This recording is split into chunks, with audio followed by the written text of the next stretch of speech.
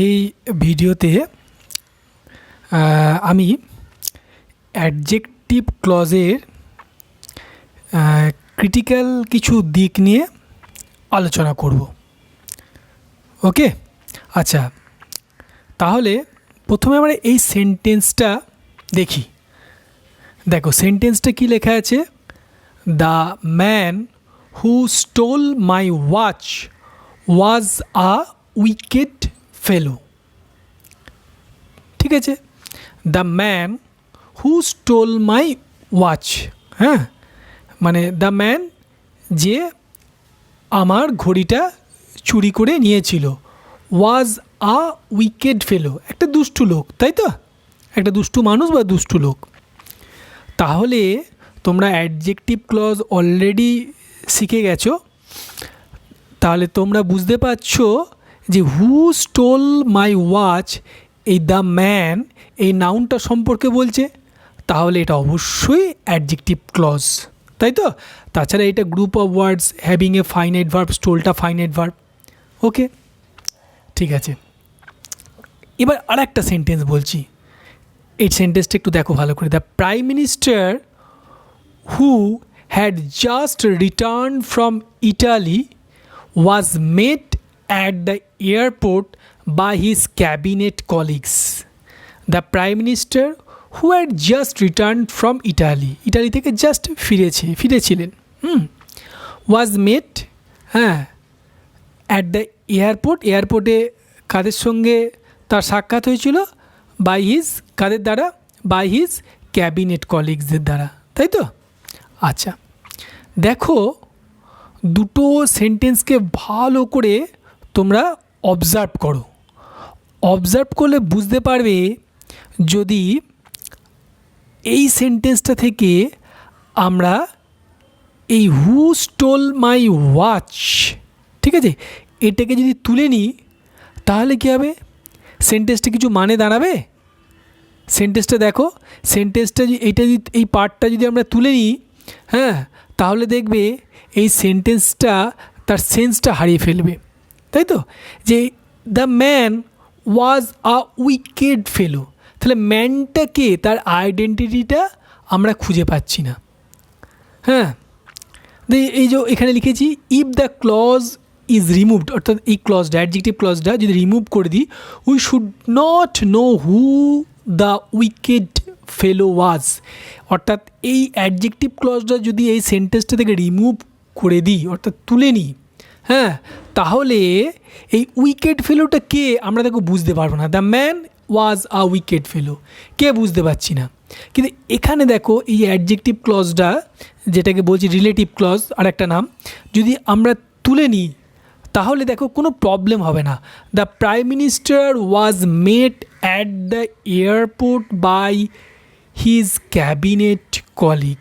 The prime minister was met, হ্যাঁ, at the airport by his cabinet colleagues. হ্যাঁ, তাহলে এইখানে অ্যাডজেক্টিভ ক্লজটা কী করছে, জাস্ট মেয়ার ইনফরমেশন দিচ্ছে প্রাইম মিনিস্টার সম্বন্ধে, তাই তো।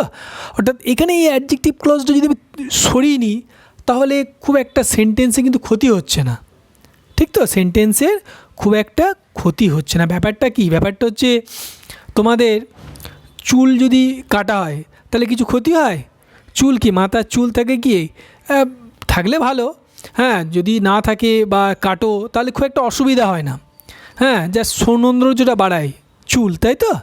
কিন্তু হাত পা কেটে গেলে মুশকিল, তা এইটা যদি তুলে নাও, হাত পা সমান, হাত পা কেটে যাওয়া, সেন্টেন্সটা ক্ষতি হবে। আর এইখানে যদি অ্যাডজেক্টিভ ক্লজটা তুলে নাও চুল কাটার মতো, অর্থাৎ খুব একটা ক্ষতি হবে না, চুল দাড়ি কাটার মতো খুব একটা ক্ষতি হবে না, হ্যাঁ, একটু সৌন্দর্যটা একটু কম বেশি হতে পারে, এটাই তফাৎ হবে। হ্যাঁ, দেখো এখানে আমি স্টার মার্কস দিয়ে লিখে দিয়েছি, in the second sentence the clause merely adds a fact to the sentence and acts as a coordinate clause. এই সেকেন্ড সেন্টেন্সে এই ক্লজটা কী করছে, মেয়ারলি অ্যাডস ফ্যাক্ট, তথ্য দিচ্ছে, কার সম্পর্কে দিচ্ছে, প্রাইম মিনিস্টার সম্পর্কে কিছু তথ্য প্রদান করছে, হ্যাঁ, হ্যাঁ, and acts as a coordinate clause. এখানে কিন্তু সাবঅর্ডিনেট ক্লজের মতো ফাংশন করছে না। যেটা মনে হয় অ্যাডজেক্টিভ ক্লজ তো একটা সাবঅর্ডিনেট ক্লজ, কিন্তু এখানে কিন্তু সাবঅর্ডিনেট ক্লজ হিসেবে ফাংশন করছে না। এখানে কীরকম ফাংশন করছে? Coordinate clause. কারণ এখানে এই হুটার মানে হচ্ছে অ্যান্ড হি, এখানে হুটার মানে হচ্ছে অ্যান্ড হি।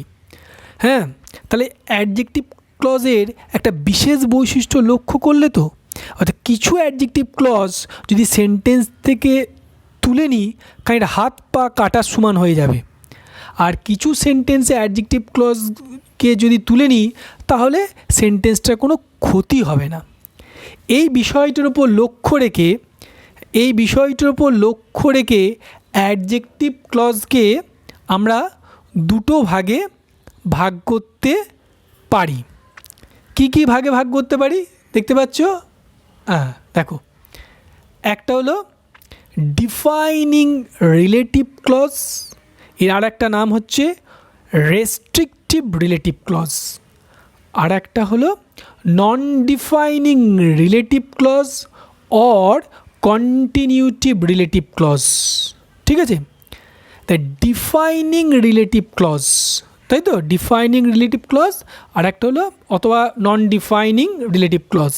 ঠিক আছে, এবার আমরা এই ডিফাইনিং রিলেটিভ ক্লজ আর নন ডিফাইনিং রিলেটিভ ক্লজ ব্যাপারটা পার্থক্যটা কি একটু বুঝিনি, বা এই সেন্টেন্সে কোনটা ডিফাইনিং রিলেটিভ ক্লজ আর কোনটা নন ডিফাইনিং রিলেটিভ ক্লজ। আচ্ছা, তার আগে আমরা ডিফারেন্সটা বুঝে নিই।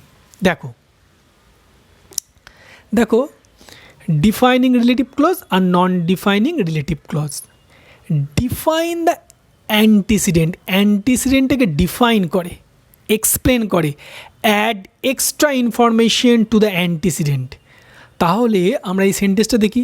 এখানে দেখো দ্য ম্যান, দেখতে পাচ্ছ দ্য ম্যান, হ্যাঁ এটা অ্যান্টিসিডেন্ট নাউন। হ্যাঁ, আর এখানে দেখো এই হু স্টোল মাই ওয়াচ, এই যে ক্লজটা কী করছে? এই ক্লজটা এই দ্য ম্যান অ্যান্টিসিডেন্টকে ডিফাইন করছে, এক্সপ্লেন করছে, তাই তো? তাহলে এইটাকে কি বলবো? Defining relative clause. ঠিক আছে, হু স্টোল মাই ওয়াচ এটাকে অ্যাডজেক্টিভ ক্লজের কোন ভাগে ফেলবো? Defining relative clause. কিন্তু দেখো সেকেন্ড সেন্টেন্সটা, the prime minister who had just return from Italy, এই who had just return from Italy এটা দেখো এক্সট্রা ইনফরমেশন দিচ্ছে অ্যান্টিসিডেন্ট সম্পর্কে। অ্যান্টিসিডেন্ট হচ্ছে প্রাইম মিনিস্টার, এই প্রাইম মিনিস্টার সম্পর্কে এক্সট্রা তথ্য দিচ্ছে, তাই তো? হ্যাঁ, এক্সট্রা ইনফরমেশন দিচ্ছে, হ্যাঁ অ্যান্টিসিডেন্ট সম্পর্কে এক্সট্রা কিছু আমাদের জানাচ্ছে। তাই এটাকে কি বলবো? এই ক্লজটাকে বলবো নন ডিফাইনিং রিলেটিভ ক্লজ। আচ্ছা, আবার দেখি কি বৈশিষ্ট্য আছে, ফিচার্স। দেখো, if the defining clause is omitted the sentence loses sense. হ্যাঁ, অর্থাৎ এটাকে আমরা ডিফাইনিং রিলেটিভ ক্লজ বলেছি। অর্থাৎ এইটাকে যদি তুলে নাও, ঠিক আছে, এটাকে যদি তুলে নাও তাহলে এই সেন্টেন্সটা এর সেন্সটা হারিয়ে ফেলবে, বুঝতে পেরেছ? কিন্তু if the non-defining clause is omitted, the rest of the sentence makes sense. দেখো নন ডিফাইনিং ক্লজের যদি এই যে ক্লজটা, যেটাকে নন ডিফাইনিং ক্লজ বলছি, এটাকে যদি তুলে নাও, হ্যাঁ who had just return from Italy, তাহলেও কিন্তু এই সেন্টেন্সটার সেন্সটা বজায় থাকবে। দেখো the prime minister was met at the airport by his cabinet colleagues, তাই তো? তাহলে সেন্সটা বজায় থাকছে, কোনো প্রবলেম হচ্ছে না। বোঝা গেল ব্যাপারটা? আচ্ছা, আবার দেখো কমা ইজ নট ইউজড, অর্থাৎ ডিফাইনিং রিলেটিভ ক্লজে কখনো কমা, দেখতে পাচ্ছ, হ্যাঁ কখনো কমা ইউজড হয় না। আবার বলছি ডিফাইনিং রিলেটিভ ক্লজে কমা ইউজড হয় না। এই যে কমা ইজ নট ইউজড, দেখো এখানে কোনো কমা ইউজড হয়নি। কিন্তু নন ডিফাইনিং রিলেটিভ ক্লজে কমা ইজ ইউজ, দেখো কমা ইউজড হয়েছে, দেখো এখানে কমা আছে আর এখানে কমা আছে। নন ডিফাইনিং রিলেটিভ ক্লজে কমা আছে, বোঝা গেল? আচ্ছা, দেখো আর একটা ফিচার দেখো, ডিফাইনিং ক্লজেস আর সাবঅর্ডিনেট ক্লজেস। হ্যাঁ, ডিফাইনিং ক্লজেস, এই যে ডিফাইনিং রিলেটিভ ক্লজ, এটাকে আমরা কি বলবো? সাবঅর্ডিনেট ক্লজেস বলবো, সাবঅর্ডিনেট ক্লজ বলবো। কারণ কি, এটা ডিপেন্ডেন্ট, তাই তো? হ্যাঁ, ডিপেন্ডেন্ট, তাই তো? এটা নিজে মানে তৈরি করতে পারবে না। কিন্তু নন ডিফাইনিং ক্লজেস আর coordinate clause. Non defining clauses বলতে এটা, who had just return from Italy. কেন এটাকে কোঅর্ডিনেট ক্লজ বলছে? কারণ এখানে হুটা মানে হচ্ছে and he had just return from Italy, অর্থাৎ কোঅর্ডিনেট ক্লজের মতো কাজ করছে। নন ডিফাইনিং ক্লজটা কার মতো কাজ করছে? কোঅর্ডিনেট ক্লজের মতো কাজ করছে। হ্যাঁ, আচ্ছা, মানে স্বাধীন হয়ে বসতে পারে। তারপরে দেখি কি আছে, নন ডিফাইনিং ক্লজ। এখানে দেখো একটা এক্সাম্পল দেওয়া আছে, নন ডিফাইনিং ক্লজেস আর কোঅর্ডিনেট ক্লজেস। বললাম, I phoned him yesterday when he told me so. দেখো কমা আছে, আমি বলেছি যে নন ডিফাইনিং রিলেটিভ ক্লজ বা নন ডিফাইনিং ক্লজই বলো, সেখানে কমা বসবে, কমা বসেছে। হ্যাঁ, এবং বলেছিলাম যে এক্সট্রা তথ্য, এক্সট্রা ইনফরমেশন দেয়। আই ফোন্ড হিম ইয়েস্টারডে, যদি তুমি এই কথাটা বলো তাহলে খুব একটা অসুবিধা হবে না। ওটা when he told me so, এটা এক্সট্রা একটা ইনফরমেশন অ্যাড করছে, তাই তো?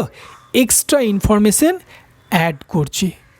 তাহলে এখানে হোয়েনটা মানে হচ্ছে অ্যান্ড দেন, তাহলে এটা খানিকটা কোঅর্ডিনেট ক্লজের মতো কাজ করছে, তাই তো?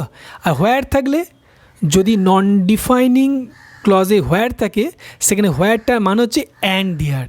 যদি হুইচ থাকে, সেখানে হুইচটার মানে হচ্ছে অ্যান্ড দ্যাট। বুঝতে পারলে? আচ্ছা, এরপরে আর কি ইনফরমেশন, তোমাদের আরও কিছু ইনফরমেশন দিই।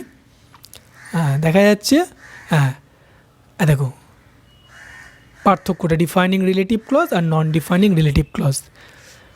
দেখো, relative pronouns can be omitted, অর্থাৎ কোনো ডিফাইনিং রিলেটিভ ক্লজে যে প্রোনাউনগুলো ইউজ হয় সেগুলোকে তুমি অমিট করতে পারো ইচ্ছা হলে, জানি, হ্যাঁ, অমিট করতে তুমি পারো। হ্যাঁ, যদি প্রয়োজন পড়ে তাহলে তুমি অমিট করতে পারবে। হ্যাঁ, কিন্তু relative pronoun can not be omitted, কিন্তু নন ডিফাইনিং রিলেটিভ ক্লজে বা নন ডিফাইনিং ক্লজে রিলেটিভ প্রোনাউনটাকে তুমি অমিট করতে পারবে না। ঠিক আছে, এক্সাম্পল দিচ্ছি, যেমন হচ্ছে the boy who helped was my son. The boy who helped was my son. তাহলে দেখো এখানে দেখো রিলেটিভ প্রোনাউন, হ্যাঁ, দ্য বয় হয় এখানে, তারপরে রিলেটিভ প্রোনাউন একটা আছে, সেটা উজ্জ হয়ে গেছে। হ্যাঁ, দ্য বয়, ধরো তুমি এখানে হু বসালে, হ্যাঁ, বা হুম বসালে, হ্যাঁ, তাহলে এখানে হু বা হুম যেটাই তুমি বসাও সেটা কিন্তু এখানে না বসালেও চলবে। হ্যাঁ, the boy whom you helped, হ্যাঁ, হুমটা বসালেই ভালো হবে। হ্যাঁ, the boy whom you helped was my son. তাহলে এখানে হুমটা না বসিয়েও তুমি সেন্টেন্সটা লিখতে পারছো, তাই তো? তারপরে দেখো, the pages she was looking at were these. হ্যাঁ, তাহলে দ্য পেজেস, হুইচটা কিন্তু তুমি না বসালে কোনো ক্ষতি নেই। তাই সেই জন্যই বলা হচ্ছে যে ডিফাইনিং রিলেটিভ ক্লজে আমরা রিলেটিভ প্রোনাউনগুলোকে অমিট করতে পারি। সব ক্ষেত্রে নয় হয়তো, কিন্তু আমরা অনেক ক্ষেত্রেই অমিট করতে পারি। বোঝা গেল? হ্যাঁ, কিন্তু নন ডিফাইনিং রিলেটিভ ক্লজে আমরা রিলেটিভ প্রোনাউনকে অমিট করতে কখনোই পারি না। যেমন হচ্ছে they introduced me to John who I liked immediately. তোমাদের মনে হচ্ছে হুম হলে ভালো হতো, তাই তো? কিন্তু মডার্ন ইংলিশে তোমরা হুমের পরিবর্তে হু ইউজ করতে পারো।